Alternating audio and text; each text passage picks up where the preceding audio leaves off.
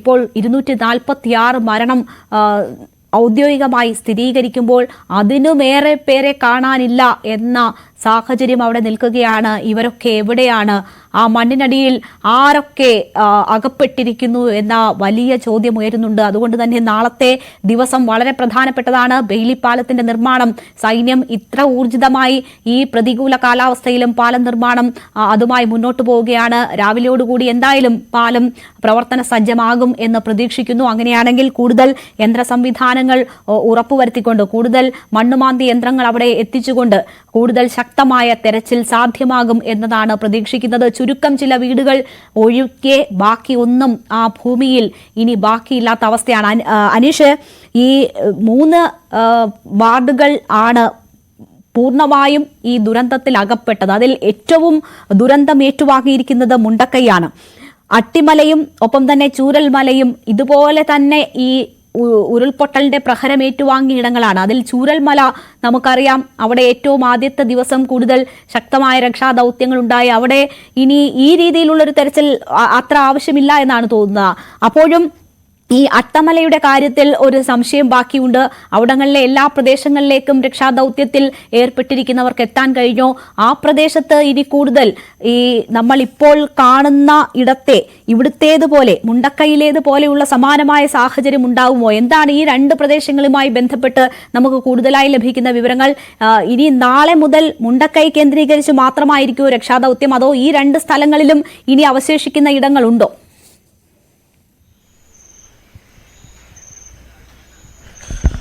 മുണ്ടക്കൈ ഏതാണ്ട് പൂർണ്ണമായി തന്നെ നാമാവശേഷമായി പോയിരിക്കുന്നു. കാരണം വീടുകൾ നിന്ന ഇടങ്ങളിൽ വെറും മരക്കഷ്ണങ്ങളും അല്ലെങ്കിൽ തടിക്കഷ്ണങ്ങളും ഒപ്പം ഈ കല്ലും മണ്ണും ചരലുമൊക്കെ മാത്രമാണ് കൂടിയിരിക്കുന്നത്. വീടുണ്ടായിരുന്നു എന്ന് പോലും തിരിച്ചറിയാൻ കഴിയാത്ത വിധം അവിടെ നിശേഷമായി പോകുന്ന കാഴ്ച. ആളുകൾക്ക് പലർക്കും ഓടി രക്ഷപ്പെടാൻ പോലും കഴിയാതെ ആളുകൾ അതിൽ കുടുങ്ങിപ്പോയ ഒരു സാഹചര്യമുണ്ടായിരുന്നു. എന്നാൽ ചൂരൽമലയെ സംബന്ധിച്ചിടത്തോളം അത്തരം അധികം തെരച്ചിലിൽ ആളുകളെ കണ്ടെത്താൻ കഴിയുക, അല്ലെങ്കിൽ അത്ര വലിയ നഷ്ടം പിന്നീട് ആ പട്ടണത്തിന് ആകമാനം ഉണ്ടായെങ്കിലും ഈ മുണ്ടക്കൈയോടത്രയും വലിയ ഒരു ഭീതിജനകമായ സാഹചര്യമില്ല. ആ ടൗൺ നിശേഷം തകർന്നു കഴിഞ്ഞിരിക്കുന്നു. ഈ രക്ഷാപ്രവർത്തകരും നമ്മളൊക്കെ അടക്കം നിൽക്കുന്ന ഇടങ്ങളിൽ പോലും ചെറിയ ഭീഷണി പലപ്പോഴും ഉണ്ടാവുന്നു. ചില ഇടങ്ങളിൽ നിന്നും മണ്ണ് ഇടിഞ്ഞു വീഴുന്നു. പാതി വീഴാറായ പോസ്റ്റുകൾ, മരങ്ങളൊക്കെ പലയിടങ്ങളിലായി നിൽക്കുന്നു.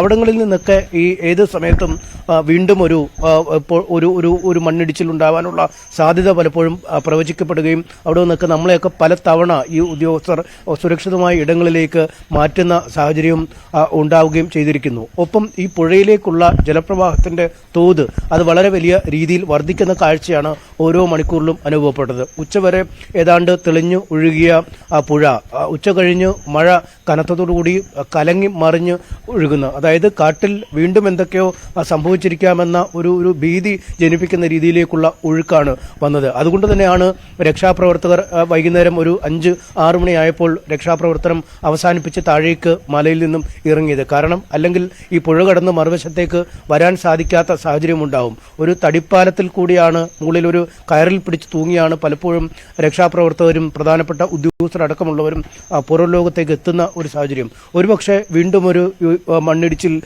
കാട്ടിന്റെ ഭാഗത്തോ തേയിലത്തോട്ടങ്ങളിലോ ഉള്ളിലോ ഒക്കെ ഉണ്ടാവുകയും മലവെള്ളപ്പാച്ചിൽ വലിയ രീതിയിൽ താഴേക്ക് വരികയും ചെയ്താൽ ഒരുപക്ഷെ വീണ്ടും ഒരു അപകടത്തിനുള്ള സാധ്യത, അത് രക്ഷാപ്രവർത്തകരുടെ ജീവനെ പോലും അപകടത്തിൽ വരുത്തുന്ന ഒരു സാഹചര്യമാണുള്ളത്. എന്തായാലും അത്തരം അപ്രിയകരമായ കാര്യങ്ങളിലേക്ക് ഇനിയും കാര്യങ്ങൾ പോകില്ല എന്ന് നമുക്ക് ആശിക്കാം.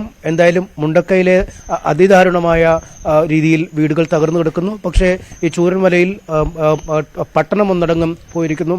അവിടെയും നിരവധി വീടുകളിൽ വെള്ളം കയറുണ്ട്. പക്ഷേ അവിടെ ഒന്നും കൂടുതൽ മൃതദേഹങ്ങൾ കണ്ടെടുക്കാൻ കഴിഞ്ഞിട്ടില്ല. അല്ലെങ്കിൽ തീർച്ചയായും അതാണ് സാഹചര്യം. MS അനീഷ് കുമാറാണ് അവിടുത്തെ ദുരന്തത്തിന്റെ തീവ്രത എത്രമാത്രം എന്ന കാര്യം നമ്മളോട് പങ്കുവെച്ചുകൊണ്ടിരുന്നത്. എന്തായാലും 3 ഇടങ്ങൾ ആണ് ഈ ദുരന്തത്തിൽ അകപ്പെട്ടത്: ചൂരൽമലയും അട്ടമലയും മുണ്ടക്കൈയും. അതിൽ മുണ്ടക്കൈ പൂർണ്ണമായും ഈ ഭൂപടത്തിൽ നിന്ന് തന്നെ തുടച്ചു നീക്കുന്ന തരത്തിൽ ഉരുൾപൊട്ടലിൽ നശിച്ചിരിക്കുന്നു എന്ന സാഹചര്യമാണ് ഏറെ ദുഃഖകരം.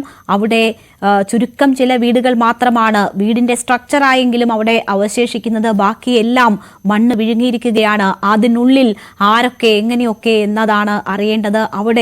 അവിടം കേന്ദ്രീകരിച്ച് നാളെ പ്രധാനമായും തെരച്ചിൽ നടക്കും. ഇന്നും ആ ഇടങ്ങൾ കേന്ദ്രീകരിച്ചായിരുന്നു തെരച്ചിലെങ്കിലും വലിയ രീതിയിൽ ആ കോൺക്രീറ്റുകളും മറ്റുമൊക്കെ മാറ്റി, വീടിന്റെ അവശിഷ്ടങ്ങൾ മാറ്റി, അടിഞ്ഞുകൂടിയ മരങ്ങൾ മാറ്റിയൊക്കെ തെരച്ചിൽ സാധ്യമായിരുന്നില്ല. കൂടുതൽ യന്ത്ര സംവിധാനത്തിന്റെ സഹായത്തോടെ നാളെ അവിടെ തെരച്ചിൽ നടക്കും. നാളത്തെ ദിവസം വളരെ പ്രധാനപ്പെട്ടതാണ്.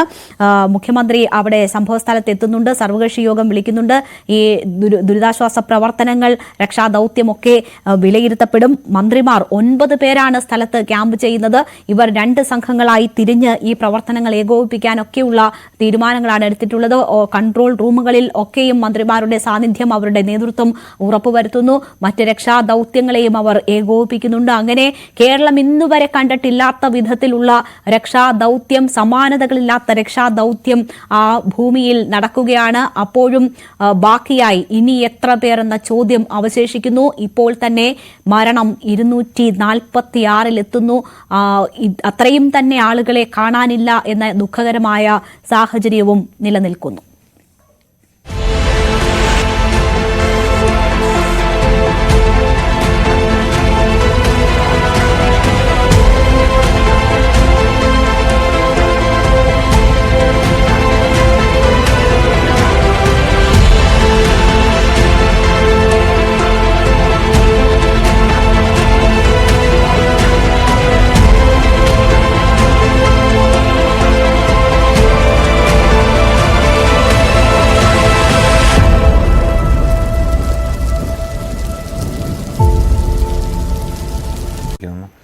അവരിപ്പോൾ എവിടെയാണ് എന്നറിയില്ല.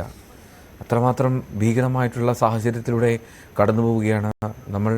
വയനാടിനെ ചേർത്ത് പിടിക്കണം, മുണ്ടക്കയെ ചേർത്ത് പിടിക്കണം, അമ്മേപ്പാടി പഞ്ചായത്തിനെ നമുക്ക് വലിയ തോതിൽ ചേർത്ത് പിടിച്ചേ മതിയാകൂ. അതിൻ്റെ സഹായത്തിനായി നമുക്ക് കൈകോർക്കുകയും ചെയ്യാം. മുഖ്യമന്ത്രിയുടെ ദുരിതാശ്വാസ നിധിയിലേക്ക് പരമാവധി നമുക്ക് പറ്റും വിധത്തിൽ സംഭാവനകൾ നൽകുകയും ചെയ്യാം. നമുക്ക് എത്തിക്കാൻ കഴിയുന്ന സഹായങ്ങളൊക്കെ അവിടെ വയനാടിൻ്റെ കളക്ടർ മുഖേനയും എത്തിക്കാം.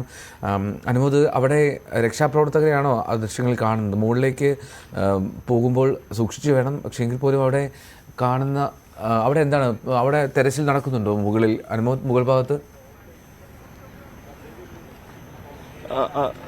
എൽദോ നമ്മൾ ഈ ഒരു മസ്ജിദിന്റെ അടുത്തേക്ക് കയറി പോകാനുള്ള ഒരു ശ്രമം നടത്തുകയാണ്. അഖിലിപ്പോൾ അവിടേക്ക് ഒരുവിധം സുരക്ഷിതനായിട്ട് എത്തിയിട്ടുണ്ട്. അവിടെ നമുക്ക് രക്ഷാപ്രവർത്തകരെ കാണാൻ സാധിക്കും. ഒരു നിമിഷം എനിക്ക് സമയം തരണം, ഞാൻ ഈ മുകളിലേക്കൊന്ന് കയറിക്കോട്ടെ, അതിനുശേഷം ഞാനിപ്പോൾ തിരിച്ചെത്താം. സുരക്ഷിതമായി തന്നെ ചെയ്താൽ മതി അനുമോദ്, അല്ലെങ്കിൽ ആ ഭാഗത്തേക്ക് പോകാതിരിക്കൂ, അങ്ങോട്ട് പോകണ്ട. സുരക്ഷിതമല്ല യാത്രയെങ്കിൽ ദയവായി യാത്ര ഒഴിവാക്കണം, സുരക്ഷിതമായി മാത്രം പോവുക, അത്ര മാത്രമേ പറയാനുള്ളൂ. ഒരു ഉള്ളുലഞ്ഞ പ്രദേശമാണ്, ഹൃദയം തകർക്കുന്ന കാഴ്ചകളാണ്. എവിടെ തിരിഞ്ഞു നോക്കിയാലും നമുക്ക് ഹൃദയഭേദകമായിട്ടുള്ള രംഗങ്ങൾ മാത്രമേ കാണാൻ കഴിയുന്നുള്ളൂ. എത്രമാത്രം വലുതാണ് ആ ഉരുൾപൊട്ടൽ എന്ന് ആ ദൃശ്യങ്ങളിൽ നിന്ന് വ്യക്തമാണ്. നോക്കൂ, അത്